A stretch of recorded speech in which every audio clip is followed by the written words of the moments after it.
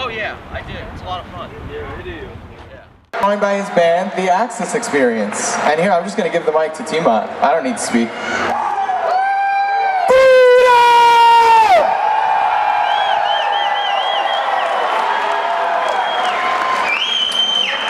While my guys are getting set up, I'm going to talk with you for just a few minutes, not long, but I want to give you a theme. A couple of things I want you all to remember. If it's not over, it's not the end. If it's not over, it's not the end. As long as we have breath, we can fight for freedom and liberty.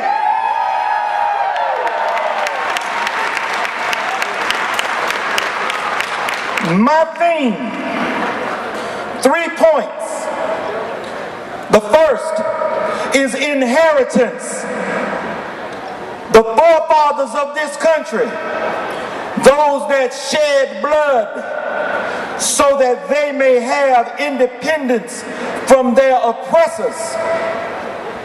In that they gave us things such as the U.S. Constitution, Bill of Rights. That is our inheritance. Are we going to let politicians take it away from us? Hell no! It is our birthright as Americans.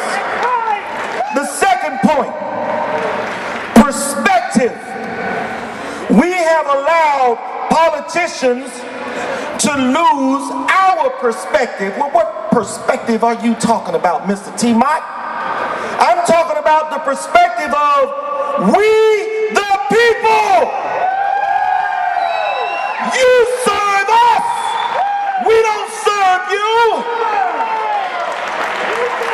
Any politician that tells you, I know what's best for you, send me to Washington or keep me in Washington, fire and reject. We know what's best for us. We are not idiots. We are not sheeple. We are red-blooded Americans, and we determine the course of this country, not the politicians. The third point is perseverance. Now I'm about to ask you a question, and before you answer, before you chill, you need to think long and hard on this one. But I'm going to give you a story first, because I like to relate situations to you so that you can understand where I'm coming from. There was a man named Jesus who told one of his apostles, Peter, before the cock crows, you will deny me thrice. And when it happened, Peter wept sorely, because he realized the very thing that he had sworn to uphold, his principles, his integrity, he denied that which had given him everything, that which had given him a reason to live, that which had given him purpose in life. Are you prepared to die for the Constitution of America? Will you shed your blood? Because it may very well take that. But thank God, we still have a ballot box. All we need to do is show up.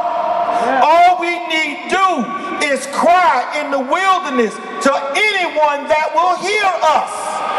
Wake up the rest of America. It takes your voice, not just mine. It's called perseverance and a will to survive. I want there to be something left in America for my daughters and their children. And we are allowing politicians to take that away from us. They are selling the future of our children. They are destroying their inheritance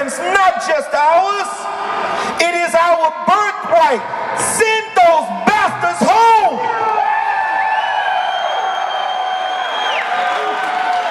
And I'm going to close with this. A quote that I sent out today on Facebook. Be courageous and brave in your heart. Others will perceive it and be inspired likewise. One man or woman can stiffen many spines, but they need somebody willing to stand on the front line. Will you pick up your weapons and stand at post?